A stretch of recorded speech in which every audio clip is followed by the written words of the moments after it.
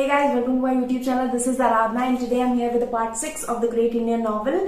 And I know I'm very late with this video, but there are a lot of things that are happening right now, so I am not able to upload regularly, but I hope you will bear with me. So now without any further ado, let's get into today's video and discuss part 6 of this book, which is titled The Forbidden Fruit. Now before starting off with the 6th part, let me just recap a little bit of what was there in the part 5 and then connect the story of the part 6 with the story of part 5. Okay, in the 5th part of the book, we saw that how Gandhiji had these mill workers to get back their jobs from these Britons, but we also saw that how malicious these Britishers were and the ways of Mahatma Gandhi, the non-violent ways of Mahatma Gandhi were kind of very effective, but they were being manipulated by and twisted by Britishers, and they were not giving the kind of results that Mahatma Gandhi wanted or the other people wanted. But people were with Mahatma Gandhi and they were in full support of him, and they wanted to learn the non-violent ways of Mahatma Gandhi. That has been made clear in the part 5 of the video. The most crucial thing that happened in that book is also that Dhritarashtra, which is Jawaharlal Nehru, and Subhash Chandra Bose, which is Pandu, they both are having a lot of differences between each other, and these differences are going to broaden and get wider day by day, no matter what kind of things happen, but they are going to develop a lot of differences between them, and this is going to result in Pandu getting out of this group. Okay, so these are the kinds of things that are going to happen in this book, and these are the kind of things that happened in book 5. So now let's focus on book 6 and discuss what kind of things happened in this book. Okay, so the 6th part of the book is titled The Forbidden Fruit, and I don't think so I need to tell you this, but if somebody doesn't know, this explanation is for them only. Okay, this is the whole story that God forbade Adam and Eve to eat the particular fruit of a tree in the Garden of Eden in the first book of the Old Testament, which is called Genesis, and it also appears in the Paradise Lost of Milton, which I think is there in MA course and everything. So this is the counterpart of the book of Bhishma in Mahabharata, and this forbidden fruit of the title here indicates the mango, and you will get to know as the story will progress that how the forbidden fruit becomes the mango becomes the forbidden fruit. Okay, so let's get into the things that happen and how the mango becomes a forbidden fruit for Indians. So one of the most important incidents that happened in this book is there is the foundation of Congress party in this 6th part of the book. Okay, but the Congress party is not termed as Congress party, it has been named Kaurav party. Okay, because it kind of also sheds light on Congress in a negative way, because Kauravas were really like the villains of in the Mahabharata, but I have really no idea why this Congress party has been termed as Kaurav party. But yeah, it has been termed as Kaurav party, not the Pandavas, because Pandavas were like different, as I told you in the last videos.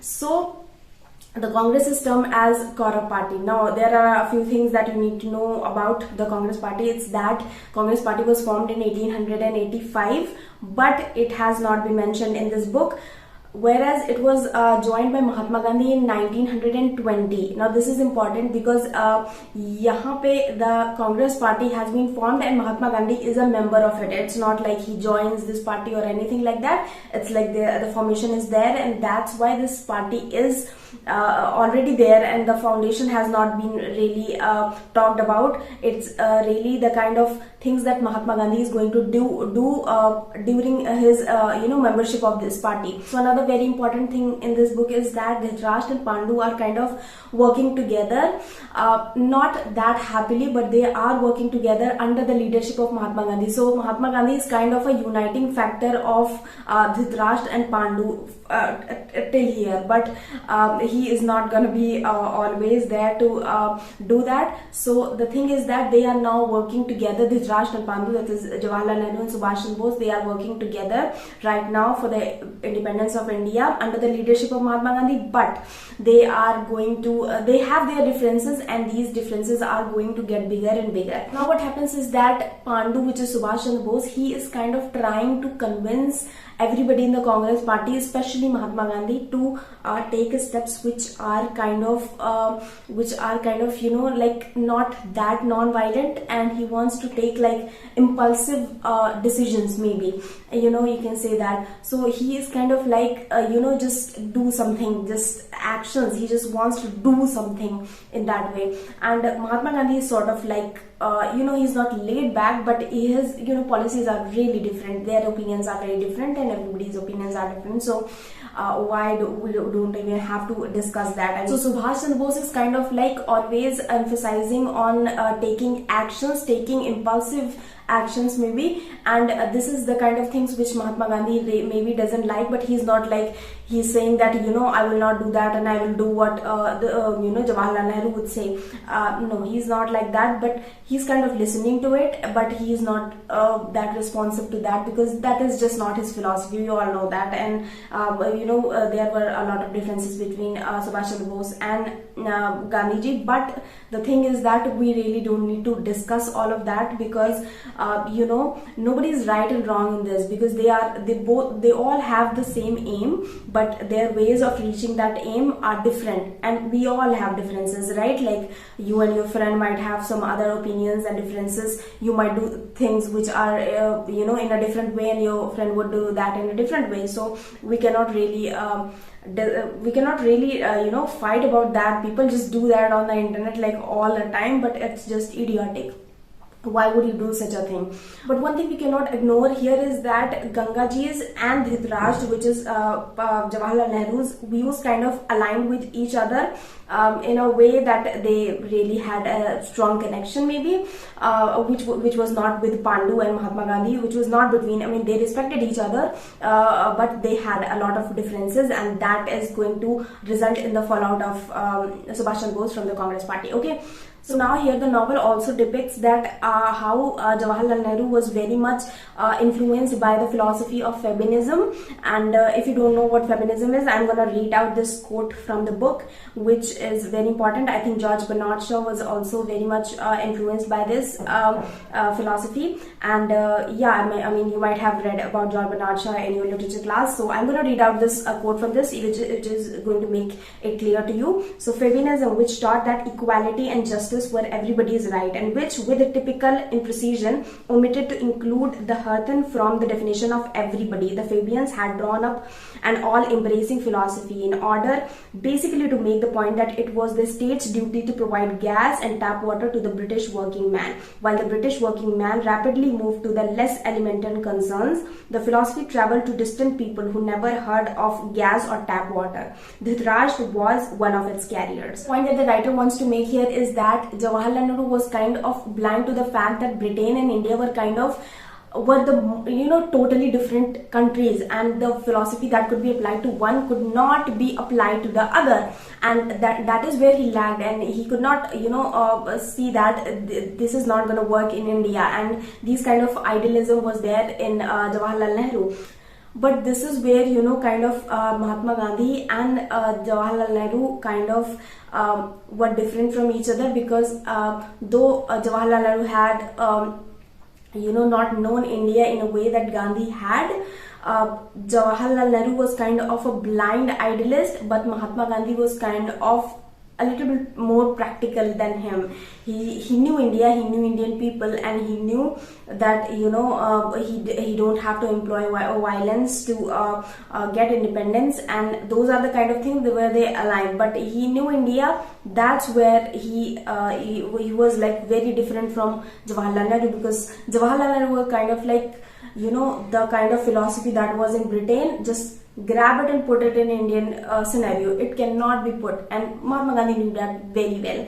And so yeah, that's that. And there is a really important passage given in this book which talks about, you know, these kind of differences that no, not kind of differences, but differences of opinion that Jawaharlal Nehru and Gandhiji had. So it says like, Gangaji's methods stoked the fire of true nationalism among those who had recoiled from violence and lawlessness.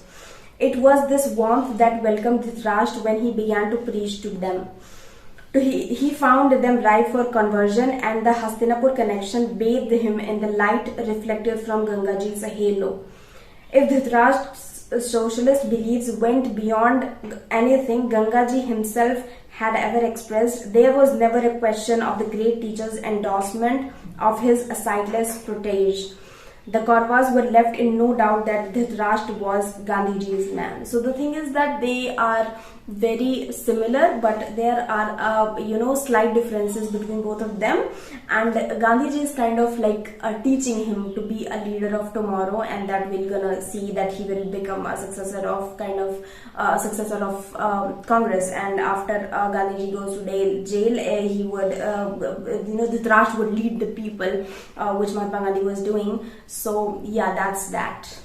So another thing that has been mentioned in this book is that, the differences that were between Subhash Chandra Bose and Jawaharlal Nehru, which is Dhritarashtra and Pandu, they were being noticed by Gangaji, but he really didn't do, or maybe if he noticed, then he didn't do anything, because they were kind of like obvious. They were having differences in opinion all the time, so it was pretty obvious that they were not getting along together really well. So maybe Gandhiji noticed that, but he did nothing to save that save that relationship. I mean, we can barely call it a relationship between Subhash Chandra Bose and Jawaharlal Nehru, because they were so different people. And so he did not really do anything for saving that relationship. Maybe he knew that Pandu's way is somewhere else, and he is just not going to fit in here. Or maybe Jawaharlal Nehru is never going to comply with the opinions and strategies of Subhash Chandra Bose. So that's kind of like that. Now this story of differences between Subhash Chandra Bose and Jawaharlal Nehru kind of rise to some another level, because Congress is taking an active part in all these independence movement, and there are a lot of things which are being done to make people aware of their policies, the policies of Congress, and all that, all kind of things they are going to do to get independence, and all kinds of freedom movements are there. So what happens is that during these meetings and these kind of discussions and strategy making, Subhash Chandra Bose's strategies and plans and opinions kind of are not being taken, are not even being addressed. He is kind of like ignored a lot of times, and whereas what happens is that Jawaharlal Nehru's strategies are being given superiority, and everybody is kind of agreeing to him. And what happens is that there is a very important incident in the book which kind of makes it clear that Subhash Chandra Bose kind of knew that he has no future in the Indian National Congress, and after that he kind of leaves Congress. And it's a pretty humorous banter in this book. I'm going to read out from this book. So here the writer himself says that how he got to know about the bitter bantering between Dhritarashtra and Pandu, and how he got to know that they were not getting along together. So he says, I myself caught a whiff of Pandu's bitterness at a working committee meeting of the party which I happened to attend. At one point I was talking to Dhritarashtra and the skeletal Gangaji when Pandu walked palely fast. The core of Trinity, he muttered audibly for my benefit, the Father, the Son, and the Holy Ghost. Here the Father is VVG, which is Shashi Tharoor himself, because he is there, and Gangaji is there, which is the Holy Ghost. That's why he's being called as the skeletal Gangaji in the first line. And then the Son, and the Son is Dhritarashtra himself, which is Jawaharlal Nehru. It's like Trinity. Trinity means three, okay? So it's kind of like that, and it's kind of a Christian idea also that there is these three people is kind of like the most important thing, kind of like that. So this is the kind of banter that Subhash Chandra Bose gives in a party meeting. So now this is kind of the drift is there between them, and they are like openly doing this now, because he kind of knows that now he cannot really have a future here, and he doesn't really care about anything at all about the Congress, because he knows that they are not going to do anything, they are not going to get anywhere. So now here is also a banter about this thing. I'm going to read out the whole thing, because if I just cut off from between, you will not understand. So he says that after this, of course, he was exaggerating my own importance, for I sought no active role in the corps of leadership. The mantle of elder statesman has fallen on me when I was scarcely old enough to merit the adjective. I was content with the detachment it permitted, but even my habitual sense of distance from the quotidian cares of the party could not prevent a stirring disquiet which was instantly confirmed by Dhritarashtra's next words. So now Dhritarashtra is going to reply to Subhash Chandra Bose's banter of the Holy Trinity. He says that, "I should have thought," he said lightly but with his face set, "that my dear brother would have done better to refer to the Hindu Trinity, the creator, the preserver and the destroyer. But then he would have had to include himself and the end, wouldn't he?" So it's kind of like he is like, you are doing whatever is, destroying this, our group. It's kind of, you are the destroyer, and and Gangaji is the creator, and I am the preserver. So it's kind of like that, and it's like totally different. And he's also saying that people might say that Jawaharlal Nehru is from, he has studied in foreign and all those things, but you refer to the idea of the Christian Trinity, but I am going to refer to the idea of Hindu Trinity, so that I prove that I know India better than you, and I am kind of better than you, and you are only the destroyer, and I am the preserver, and Gangaji the creator, of course. So these are the kind of things that happened during this meeting, and this is like the end of Subhash Chandra Bose in the Congress party. But his story is gonna appear in the later chapters, and there is a very, very beautiful chapter. Maybe I will make a full video of only that chapter. It's in verse, it's in full verse, and I think that is the most beautiful chapter of this book, because it is like in the full verse form. There are a few chapters in full verse, and it just talks about the life of Subhash Chandra Bose in such a beautiful way. I mean, I can tell you, it's just so amazing. The first time I read it, I was like, I had goosebumps. It was really amazing. I will just make a separate video for that, because इसमें अगर include करेंगे, it's gonna be such a big video, so I'm not gonna include it here. So now what happens is that there is the round table conference in London as well, and round table is kind of like, here also Shashi Tharoor makes fun of these, he is really making fun of all these British things. He also makes fun of it because the round table conference is kind of taken from King Arthur's court and the Knights of the Round Table. If you know, I mean, if you are a literature student, you might know King Arthur's tale, right?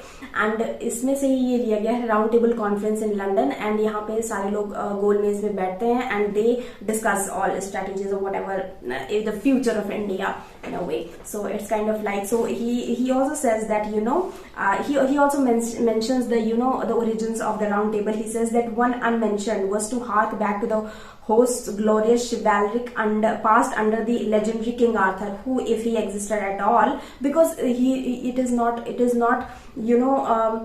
it's not proven that King Arthur was there. It's like maybe it's a fictional tale. People say that he might have existed, but it's just a mythical tale, so to say. So he says that passed under the legendary King Arthur, who, if he existed at all, was a superstitious cuckold, which is hardly my idea of a national hero. So it's like they say King Arthur was a national hero, but in my opinion, he was just like a superstitious cuckold, because it kind of like his wife betrayed him while he was away and all those things.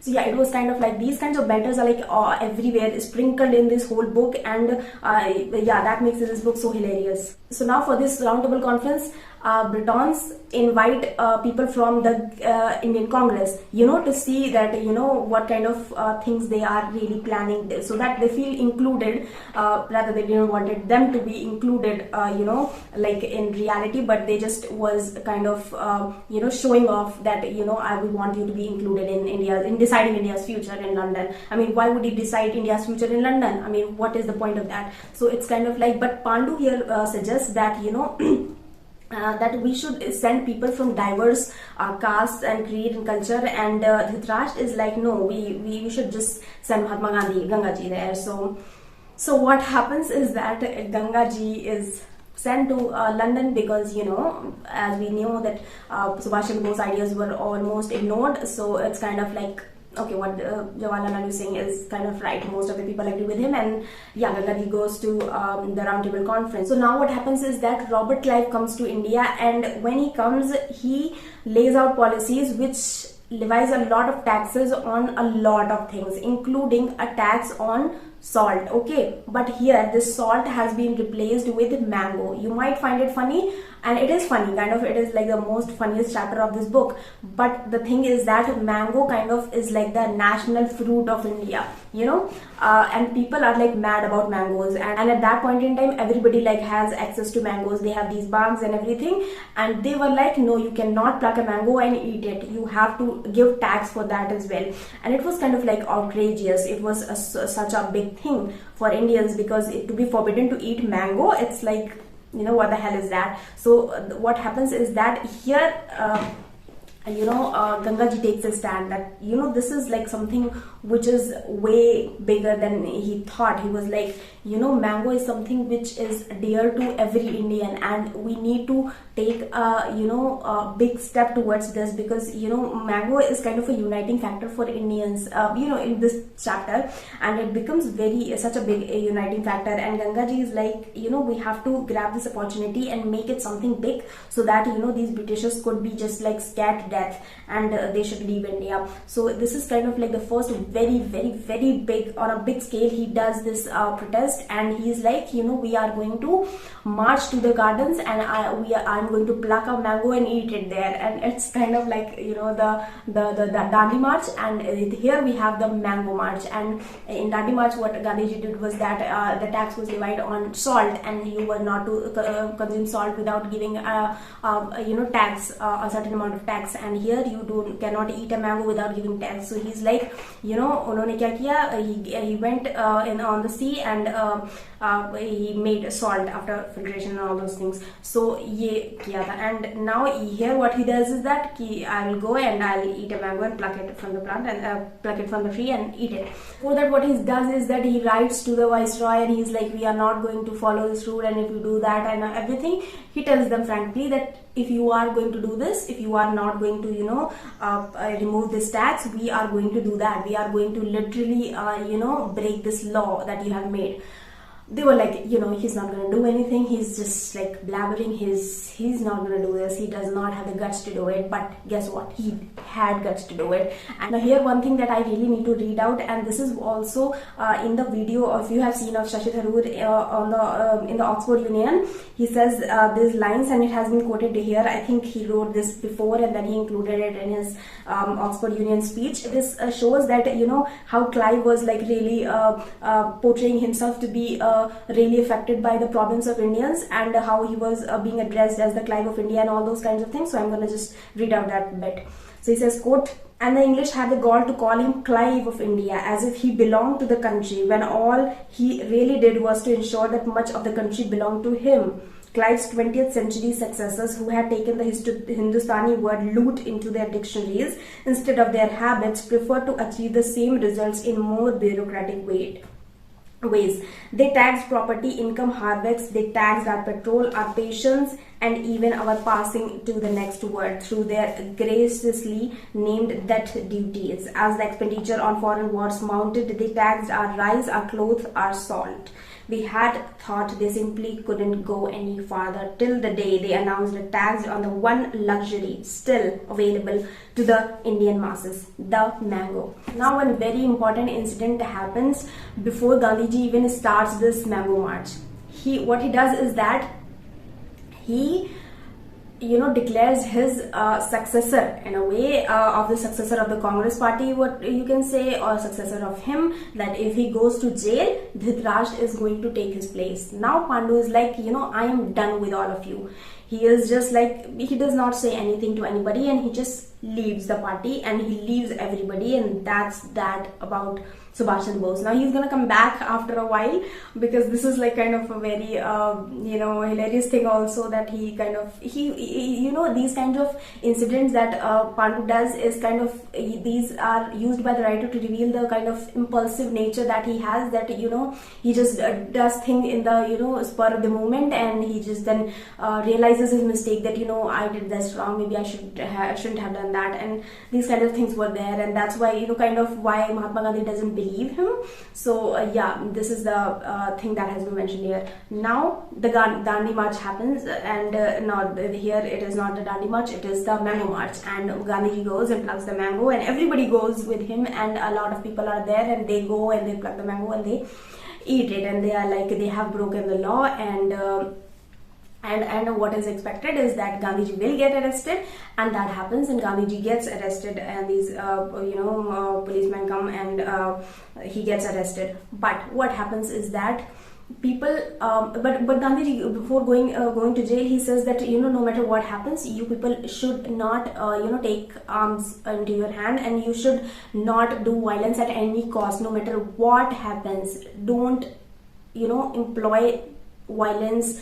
We are only going to fight through non-violence. Okay, so this is the one message, but people really kind of were not that much into this idea of non-violence. And what happens is that the Charastra Incident, which has been mentioned here as Charastra Incident, I'm going to write it somewhere here. Okay, Charastra Incident, and isme hota kya hai that you might have read it in your history, that in a police station, people go fire put fire on that police station, and I guess 2 or 3 policemen are also killed in there, and it just really takes off the sole principles of Mahatma Gandhi, and he's kind of like really disappointed when he comes to know about this incident, and he's like, what the hell is that? And Mahatma Gandhi just calls off this movement. He's like, no, this non-cooperation movement, that we won't cooperate with them. We have to cooperate with them, because what these my people are doing, these Indians are doing, which are with me, which are with the with the idea of non-violence. What they are doing is just really not fine, and I do not stand with these people, because my idea of protest is non-violent, and this is not something that I'm going to support. And he is like, he calls out the moment. What happens is that Pandu, on the other hand, is like very elated by this success, that he is like, everybody is supporting Mahatma Gandhi in this Mango March, and but when when this Charastra incident happens and there is violence, and Pandu is happy that this is what I wanted, and when Mahatma Gandhi calls off this movement, he's like, now he is disappointing me even more, and he kind of really does not get what Mahatma Gandhi wants to do. He's like, what the hell is in this man's mind, and yeah, he is like, now he's really disappointing me. So now he tells this to Vedyas. He's like, I never expected that this is going to be such a big moment, but it is like a non-cooperation movement was a big moment, and he was like, now, but by calling it off, he is just disappointing me. So there is a little paragraph that Vedyas says, which I'm gonna talk about here. Now I'm gonna read out from where Pandu is admitting his mistake, that he should not have left the Congress party. Maybe he was wrong about Mahatma Gandhi. Maybe his ways have effect, and he is like, we can see from constantly from day one, he is like, suspecting the methods of Mahatma Gandhi, and then coming back, and then suspecting again, and then coming back. So it's kind of really fickle-mindedness of him. So he says that Pandu acknowledged without shame, but I don't mind admitting I misjudged the impact the agitation would have. The Mango March did fire the people's imagination. Gangaji has struck a chord that I'm not even sure he expected to strike. So he's like, I don't think that Mahatma Gandhi really thought of this movement this big, but Mahatma Gandhi did think that's why he did that, and he kind of fully knew that this is the kind of opportunity that we need to, strike. But now here you can see that he, even though he is realizing his mistake, that he shouldn't have misjudged Mahatma Gandhi, he is again misjudging him, that now that he has disappointed me by calling off this movement, he's like, is this a Korba movement or a one-man show? So it's like he is again suspecting Mahatma Gandhi's ways. So what Vedyas says is very profound according to me. He says that if you admit his judgment was right in starting the agitation, I said in my best elder statesman's voice, admit that he may be right in calling it off too. Perhaps the time we will recognize that the principle of non-violence is more important than any single agitation. So yeah, these are the kinds of things that Vedyas tells him. But Pandu is kind of like really into his own mood, and he he is not one of those people who would listen to others and listen to those people, and the irony is that he wants other to listen to him when he cannot even listen to others. He wants his, I mean, if power would be given to him, he would be like that it would be like that one man show that he is calling, is it Kaurav movement or one man show. He is probably going to be that person who is going to run that one man show. So it kind of like that. And now what happens is that after Gangaji is released, after he calls off this movement, he is invited to have a tea party with the Viceroy of India, and what happens is that Gandhiji, yes, without taking anybody else's advice or anything, he accepts the invitation and he goes there, with Saramur, and who is also taking with her this can of goat milk, because Gandhiji's health is very bad and doctor has said that you can get all the all the minerals and everything from goat milk, and because Gandhiji also doesn't want to take the milk of cow, because he is like गाय हमारी माता है kind of things, and so we cannot really exploit her and all that. So he now drinks goat milk, and he takes his own goat milk. He's like, I am going to go there, but I'm gonna drink my own goat milk, and I'm not going to drink their tea. Okay, so here what happens is that when he goes, he is told that Viceroy will be with him soon, but Sir Richard is there. Sir Richard we talked about in the last video, I guess.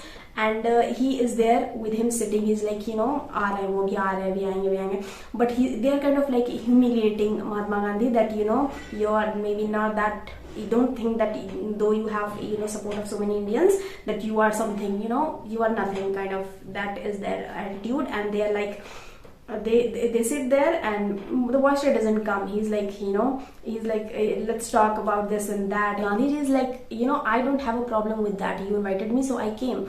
And when Sir Richard offers him tea, he is like, no, I'm gonna have my own goat's milk, because doctor has recommended me that it has everything. And so now what happens is that here is a slight hint of Boston Tea Party, which was in America. There was like, the whole story is that America was levied tax by Britons on tea, and what happens is that people threw a lot of, I guess, 12 carats of tea into the ocean or something.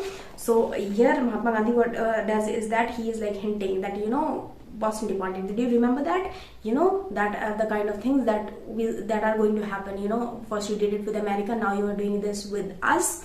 So it's kind of like, no matter how much you think you're clever and your policies is gonna destroy us, it's not gonna happen. And yeah, that is the kind of thing that happened in this book, and that's the end of it, right? So this is where it ends. This is the last line, like, to remind us of a more famous tea party announced in Boston, was it not? So Gangaji is kind of like a little into the mood of sassy mood, I would say. He's like, don't think of everything. He said that I have bought my own food and I don't need anything from you. What you are getting is mine also, ours, Indians. So it's kind of like that. So this was the 6th part of the book, and I hope you all enjoyed it. I hope you all found it useful. One thing that I really need to ask all of you is that, do you guys want me to write the kind of quotes that I quote from this book somewhere here, or do you don't want it, so that I don't make this, because that makes the videos very long. So if you want these quotes, please tell me in the comment section if you want those quotes. So I will include them in my videos. If you don't want it, let me know. I will just write a summary and just tell you that summary in like 15 to 10 minutes. So today I'm going to include those quotes, but if you tell me, I will not include them from the next video. So yeah, that was The Great Indian Novel Part 6. I will be here with the 7th part of the book very soon, I hope. Right now I'm like having a lot of exams and all that, so I am really not regular with my content. So the 7th book is The Sun Also Rises, and yeah, I'll try to do that as soon as I can, but bear with me. And I am also trying to make a PDF of this book, you know, the written notes, because a lot of you want that. So maybe I'll make a Telegram channel, and I will tell you all about this when that finalizes. So I'm trying to make a written note of this book. It will have quotes and everything, so that you can make your notes and everything. So yeah, so that was it for today, and yeah, I'll meet you in the next video. Till then, bye bye, and keep reading. Please subscribe, because 90% of you just watch this video and go out and don't subscribe. Please share it, like it, and comment down, because that's gonna encourage me to make more videos. And I'll meet you in the next video. Till then, bye bye.